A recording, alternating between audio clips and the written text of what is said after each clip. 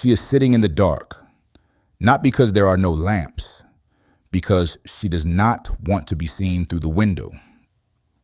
The year is somewhere around AD 64, and in the city of Rome, being seen has become a problem. The Emperor Nero has decided that Christians started the fire that destroyed half the city. The Roman historian Tacitus records what happened to them: arrested, covered in animal skins, and torn apart by dogs, nailed to crosses, set on fire after dark to light Nero's garden parties. Her neighbor was taken 3 weeks ago, a man she had prayed with, a man whose children she knew by name. She has been a follower of Jesus for 11 years. She was baptized in a house church on the far side of the Tiber. She memorized the Psalms in Hebrew as a girl and the words of Jesus as a woman. And for 11 years, those two things lived inside her without contradiction.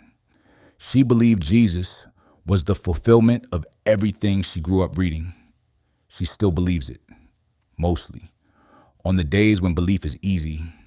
But she is tired in a way that is hard to describe to someone who has not felt it, not angry, not doubting, just empty, the way a lamp feels just before it goes out.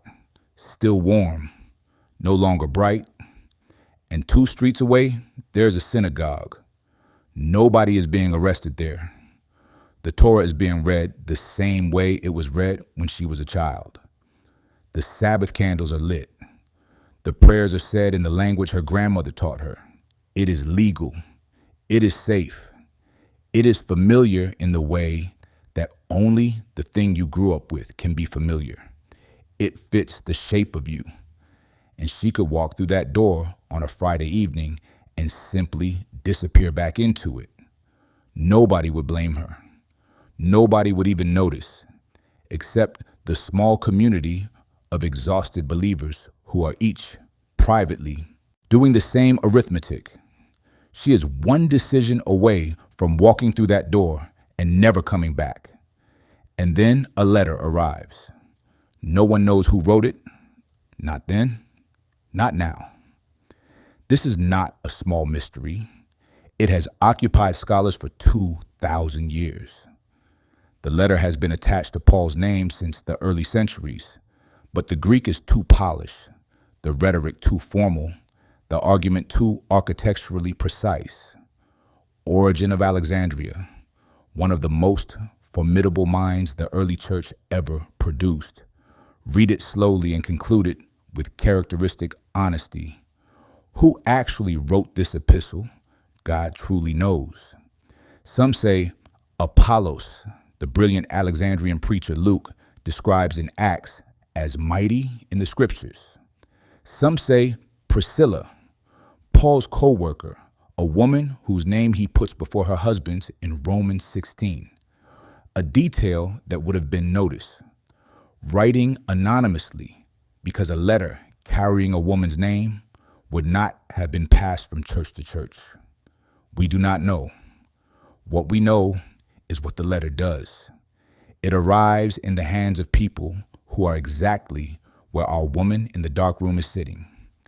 People who paid a real price for this faith. Their property, their standing, in some cases their freedom, and are now wondering quietly in the dark whether it was worth it. And the letter does not open with comfort. It does not open with sympathy. It opens with the most audacious theological claim anyone could make to a first century Jewish audience. In the past, God spoke through the prophets, at many times in many ways. But in these last days, he has spoken through his son. One sentence, and everything that follows is the careful, patient, brilliant unpacking of what that sentence means and why it means you cannot afford to walk away. Stay with me, because this letter was written for everyone who has ever been one quiet decision away from letting go. Now, the author does something brilliant. He has built his case with argument. Jesus is greater than the angels, greater than Moses. His priesthood is permanent. His sacrifice is finished. His intercession is personal. The old covenant was a shadow, and the shadow has given way to the thing it was shadowing. The argument is airtight. And now the author knows that argument alone is not always enough, because the people reading this letter are not failing to understand the theology. They understand it. They are failing to hold on to it. And for that, for the long, exhausted middle of faithfulness, for the kind of tired that theology alone does not touch, the author reaches for something else. He reaches for the dead. Chapter 11 begins with a definition that has been quoted in churches for 2,000 years. Faith is the substance of things hoped for, the evidence of things not seen. The Greek word for substance is hypostasis, a legal term meaning the title deed to a property, the documentation that proves ownership. You do not have the property in your hands yet, but you hold the deed. The legal claim is real. The ownership is established. Faith is not optimism. It is not a feeling. It is holding the paperwork on something you have not yet received. And then the author starts calling names. Abel, the first human being to die for what he believed. Enoch, who walked with God so closely that one day he simply was not, because God took him. Noah, who spent 100 years building a boat in a place where it had never rained, while his neighbors watched and laughed, and the sky stayed clear and dry every single morning. He kept building. He had the deed. He could not see the water. He built anyway. But stay with me here, because there are 3 people in this list whose stories need to land properly, not as names in a roll call, but as human beings who sat exactly where you were sitting. Abraham. He is 75 years old when God tells him to go. Not young, not unattached, not someone with nothing to lose and nowhere to be. He has a home. He has a name in Haran. He has a life that has taken decades to build. And God says, leave. Go to a land I will show you. Not a land I am showing you now. Not a land you can look up and examine. A land I will show you as you go. The author says he went out, not knowing where he was going. He held the deed to a promise he could not see. He slept under stars in a land that belonged to other people for the rest of his life.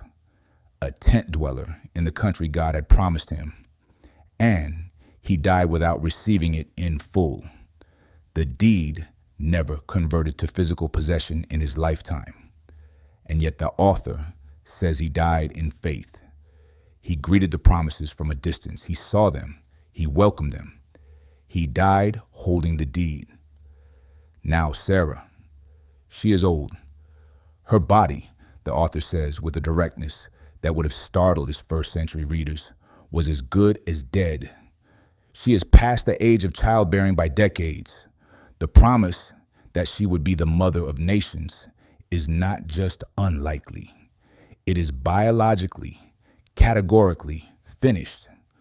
And she laughed when she heard it. You know the story. She laughed. Because what else do you do when someone tells you something that your own body has already ruled out? But here is the thing. She kept going. She did not walk away from the God who made the impossible promise.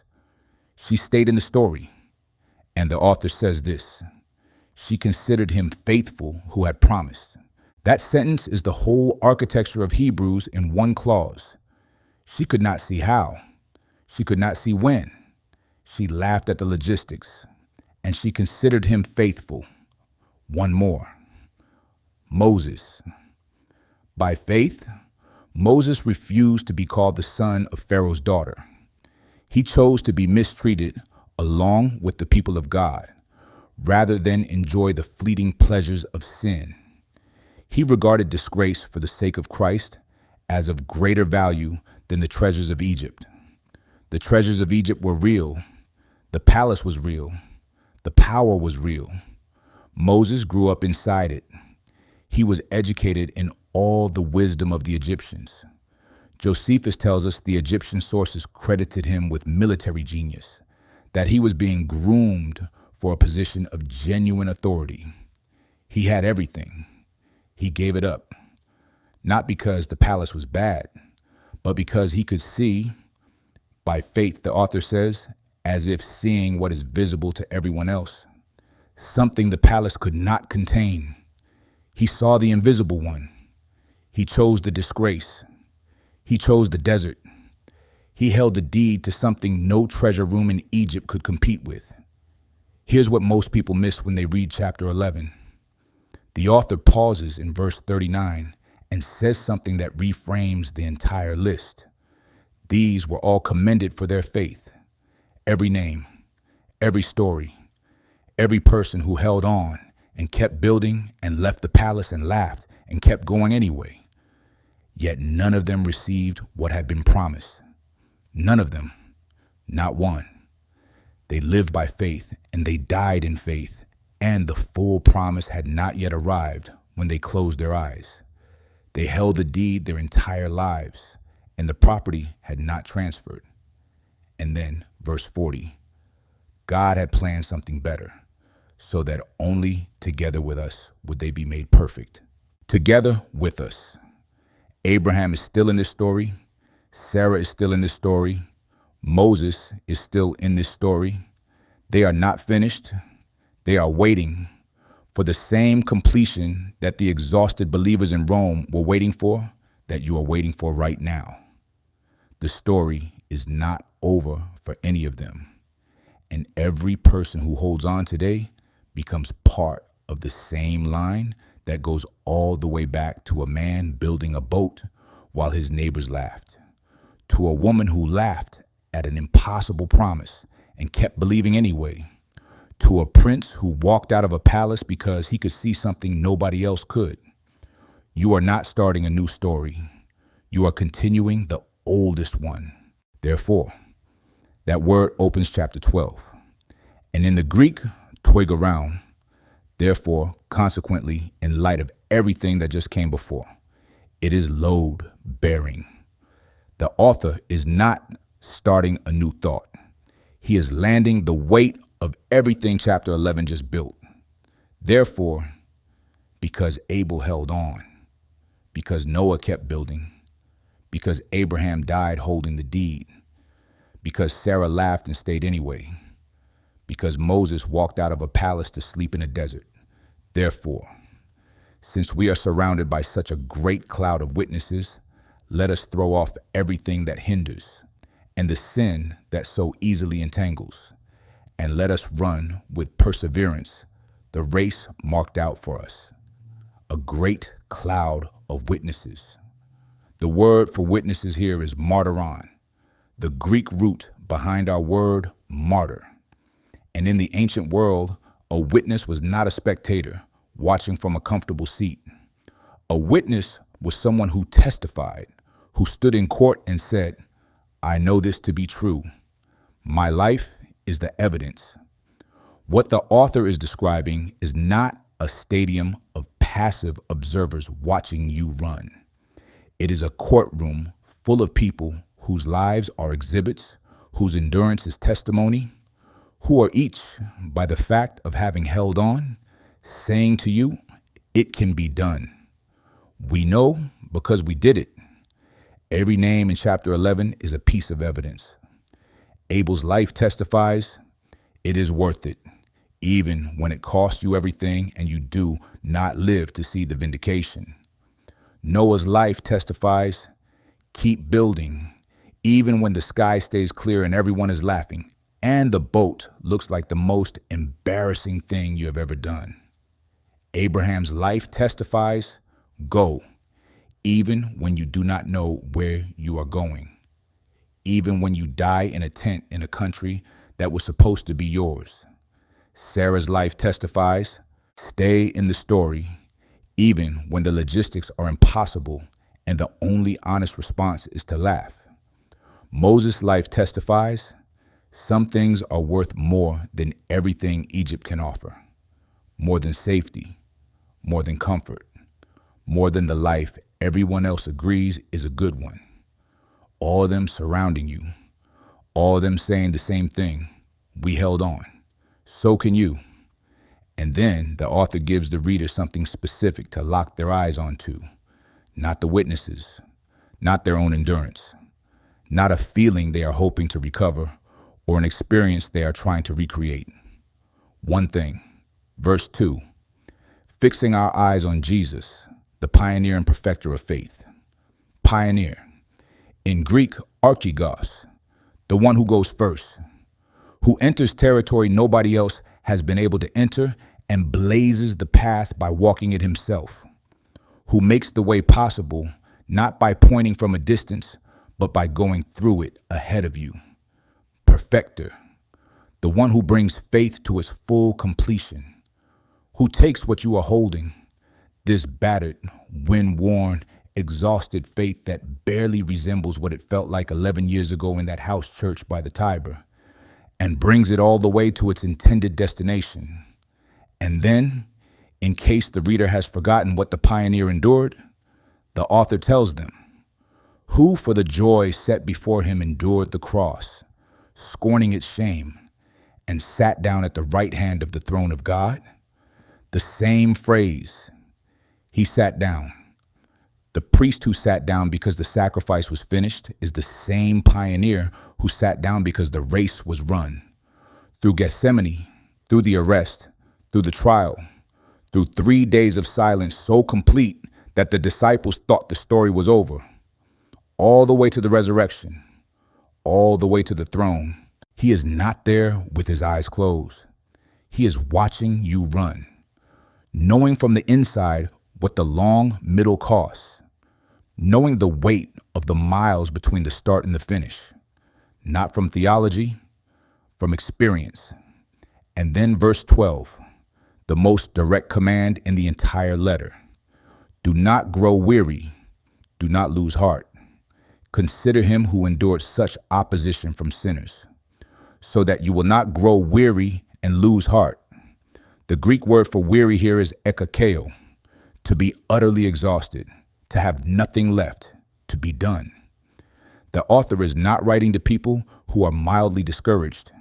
He is writing to people who are spent, who started well and ran hard, and are now in the place every long race has, the place where the finish line is not visible and the starting line is not visible, and you are not sure you can take another step, and you cannot remember what it felt like to not be tired. He is writing to you specifically, and his answer is not generate more enthusiasm. It is not feel more. It is not try harder than you have been trying. His answer is fix your eyes. Look at the one who finished. Look at where he is sitting. Look at what his sitting means. Not a hint of unfinished business. Not a shadow of doubt that the gap is closed. Not a single sacrifice left to offer. Just seated, done, watching you, knowing the cost of every step. Do not grow weary. Do not lose heart. You are not alone in the middle of this race. And the finish line is real because the pioneer is already there. 3 things to carry out of this. The first is this. Hebrews is not a book about theology. It is a book about exhaustion. The argument is theological, dense, careful, brilliant, but the argument is in service of something human. It was written for people who were not failing to understand who Jesus was. They understood. They were failing to hold on to what they understood because holding on had become genuinely hard. And the author's response to that specific kind of tired, was not to shame them, not to question their faith, not to imply that a stronger believer would not be struggling. The response was to build a case, to say, let me show you carefully, precisely what you actually have. Because if you could see clearly what you are holding, you would not let it go. You have a priest who sat down. That is the sentence that holds the whole letter together. Not a priest who is standing, waiting for the next sacrifice, managing a system that requires constant maintenance. A priest who sat down because the sacrifice is finished. The gap is closed. The door to the throne of grace is permanently, irreversibly, once for all open. That door does not close when you are too tired to perform. It does not narrow when your faith feels more like maintenance than conviction. The priest sat down. The work is done. The door stays open. The second takeaway is for anyone who feels like they are the only one who has ever been this tired. You are not. You are surrounded by a woman in Rome in AD 64 who is sitting in the dark doing the same arithmetic you are doing. By a man who spent 100 years building a boat in a place where it had never rained. By a woman who laughed at the promise she had waited decades for and kept believing anyway. By a prince who gave up a palace for a desert because he could see something nobody around him could see.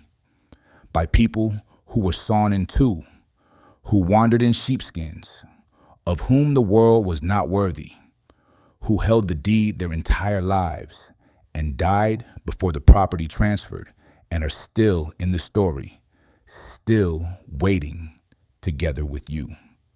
You are not alone in the middle of this race. You are not even close to alone. You are one runner in a line that stretches from Gethsemane all the way back to the first garden. And every person in that line who finished did it the same way, not by feeling stronger, but by fixing their eyes on the one who already crossed the finish line and sat down. The third takeaway, and this is the one that changes the shape of everything else. The author ends chapter 12 with an image. We have come, he says, not to the mountain that could be touched, not to the fire and darkness and storm of Sinai, not to the mountain where the people stood at a distance because getting closer would kill them. We have come to Mount Zion, to the heavenly Jerusalem, to innumerable angels in festal gathering, to the assembly of the firstborn, to God, the judge of all, to the spirits of the righteous made perfect, to Jesus, the mediator of a new covenant, to Jesus. That is where the whole letter ends, not at an argument, not at a doctrine, at a person. The one the letter has been making the case for, from the angels to Moses, to Melchizedek, to the hall of faith, to the cloud of witnesses. Every argument, every name, every scene has been pointing to the same person, the one who is better than everything, better than the system that took you to him, better than the shadow, the candle, the placeholder, the one who sat down. And now, the woman in the dark room in Rome, she has read the letter. She has held it in her hands in the dark. The lamp finally lit, reading slowly, reading again. She has heard the argument about the angels. She has heard Moses. She has heard Melchizedek, that strange, sourceless, endless priest who walked out of Genesis and never walked back in, pointing forward to a priesthood with no end. She has heard about a high priest who knows what the ground feels like under her feet. She has heard the names, Abel, Noah, Abraham, the woman who laughed at the promise, Moses leaving the palace in the dark. And she has heard this: do not throw away your confidence. It will be richly rewarded. We do not know what she decided. The letter does not follow up. History does not record her name, but the letter is here. 2,000 years later, still being read, still arriving in the hands of people sitting in the dark, doing arithmetic, one decision away from the door that leads back to something familiar and safe and no longer quite true. And the letter says the same thing it always said. You have a priest who sat down, a sacrifice that does not need repeating, a door that does not close, a cloud of witnesses whose lives are testimony that it can be done, and a pioneer who is already at the finish line, watching you run, knowing the cost of every step, not going anywhere. Do not throw away your confidence. Hold on. The author of this letter has one word they reach for again and again across 13 chapters. Better. It appears 13 times, and every single time it makes the same move.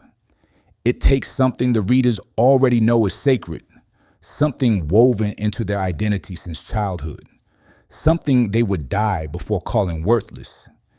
And it says, what you have in Jesus is not just different from this. It is better. The way the sun is better than the candle you needed to find your way in the dark. The candle was real. The candle was necessary. The candle was a gift. And now the sun is risen and the candle has done its job. And going back to the candle is not humility. It is a strange kind of grief. The letter begins with angels. To modern readers, this seems like an odd place to start. But you are not a first century Jewish reader. For that audience, angels were not decorative figures on Christmas cards. They were the mediators of the law itself. The tradition held, Paul references it in Galatians, Stephen in Acts, that the Torah was delivered to Moses through the agency of angels, which meant that for a Jewish Christian being pressured to return to Torah observance, the question underneath the pressure was this: why would you trade a message delivered by angels for a message delivered by a carpenter from a town nobody important has ever heard of? The letter's answer does not hesitate. The sun is not an angel. The angels are liturgica pneumata. The Greek says ministering spirits, servants sent out to serve. The sun is the radiance of God's glory, the exact imprint of his nature, the one who upholds the universe by the word of his power. No angel was ever told, "You are my son." No angel was ever told, "Sit at my right hand." The angels worship him. They do not compare to him. They are not in the same category. Here's what most people miss about this opening argument. The author is not doing a ranking exercise. They are not arranging spiritual beings on a scale from least to greatest. They are making a theological claim about the nature of the entire Hebrew canon, that every voice in it, every prophet, every angel, every mediator was always building toward one moment. One voice, the voice that all the other voices were preparing you to hear. And when that voice speaks, the appropriate response is not to go back and keep listening to the earlier voices as if the final one had not come. Then the author turns to Moses.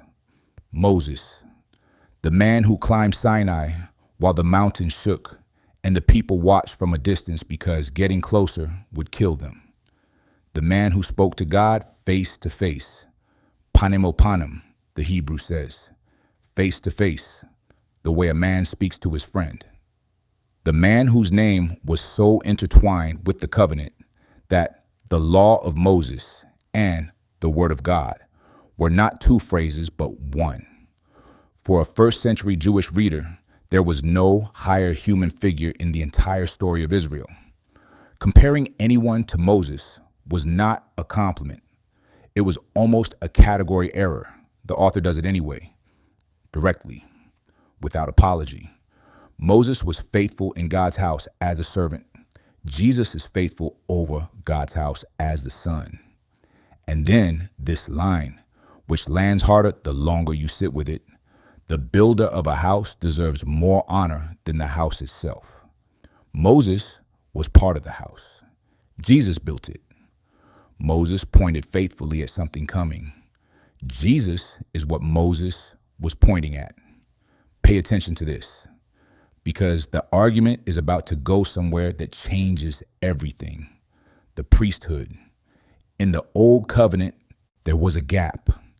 The people of Israel needed to reach a holy God, and a holy God could not simply be walked up to. The gap was real. The holiness was real, and God in his mercy built a bridge, the priesthood. Men from the family of Aaron, the tribe of Levi, set apart to stand in the space between the people and God, to offer the sacrifices that maintained the relationship, to do what ordinary people could not do, and go where ordinary people could not go. And once a year, on Yom Kippur, the Day of Atonement, the high priest did something that no one else on earth was permitted to do.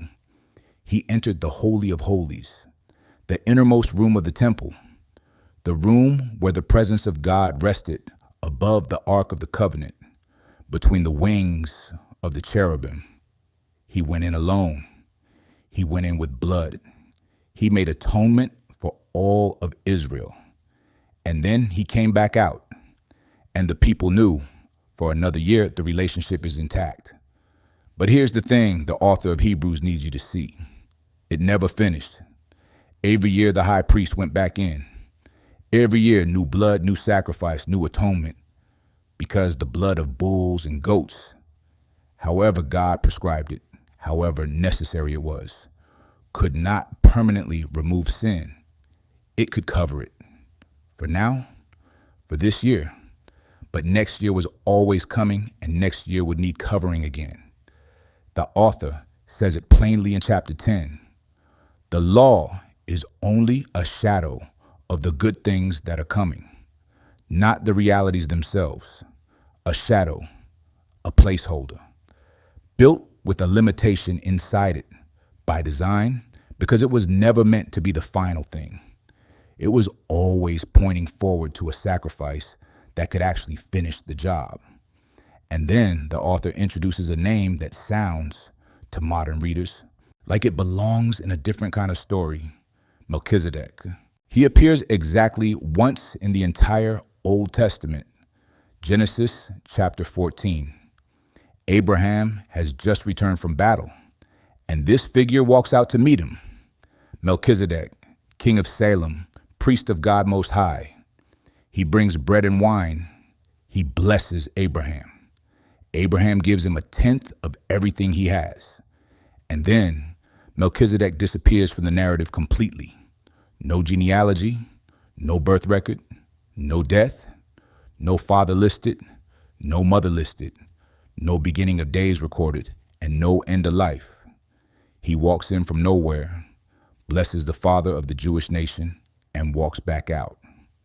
14 verses in Genesis, 1 verse in Psalm 110, and then silence for 1,000 years until the author of Hebrews picks up the thread. The author points to Psalm 110, which the New Testament quotes more than any other Old Testament passage. The Psalm says this about the coming king: "You are a priest forever in the order of Melchizedek," not in the order of Aaron, not a Levitical priest who holds the office until he dies and passes it to his son. A priest in the order of Melchizedek, a priesthood with no recorded beginning, no recorded end, no succession, no replacement required. The author's argument crystallizes here. The Levitical priests served well. They were faithful. They were necessary, but they died. Every single one of them died, and the next one took their place, and then he died, and the next one came. The office continued. The work of atonement continued. But no individual priest could finish the job, because no individual priest could live long enough, and because the sacrifices they offered were shadows, necessary shadows, but shadows that could cover sin for a season, but could not remove it once for all. Jesus holds a different priesthood entirely, not in the order of Aaron, in the order of Melchizedek, a priesthood that does not pass from father to son because it does not end, a priest who does not offer the blood of animals, because what he offers is not a covering, it is a removal.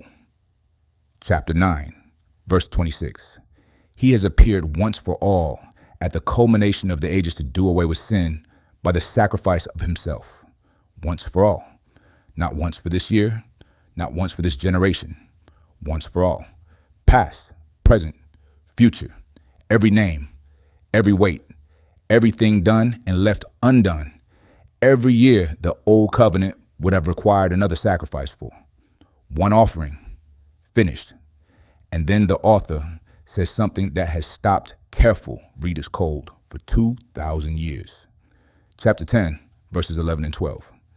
Every Levitical priest, every one of them, stands to perform his duties, day after day, year after year. He stands because the work is not done. There's always another sacrifice coming, always another Yom Kippur approaching, always another year that will need its own atonement. The priest stands because a standing priest is a priest who still has work to do. But when this priest had offered for all time one sacrifice for sins, he sat down. At the right hand of God, he sat down. You sit down when the work is finished, not when you need a rest, not when you need to gather strength for the next round. When the work is done, completely, permanently, without remainder, you sit down. Every Levitical priest who ever lived stood at his post because the job was never finished. Jesus sat down because it was. This is what the woman in the dark room in Rome was considering walking away from. Not a system, not a religion, a priest who sat down, a sacrifice that does not need repeating, a gap between her and a holy God that has been closed permanently, once for all, irreversibly, by someone who then took his seat because there was nothing left to do. But it gets stranger because the author is not done. He could have stopped here. The priesthood argument alone is enough. But he goes further into the most personally tender moment in the entire letter.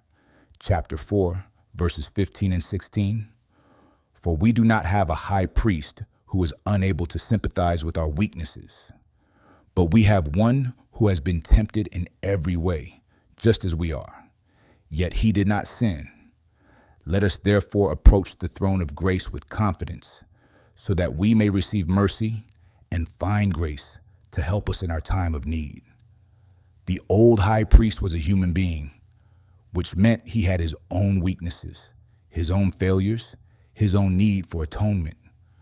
Before he could enter the Holy of Holies for the people, he had to offer a sacrifice for himself first. He was not above the problem. He was inside it, the same as everyone else, just assigned to manage it. Jesus is different, not uninvolved, not distant, different. He knows what hunger feels like from the inside. He knows exhaustion, the kind that settles in the bones after weeks of sleeping on the ground. He knows grief. He wept at a tomb. He knows betrayal from someone who shared his table. He knows being misunderstood by the people closest to him, rejected by the people he came to help, abandoned at the moment when abandonment cost the most.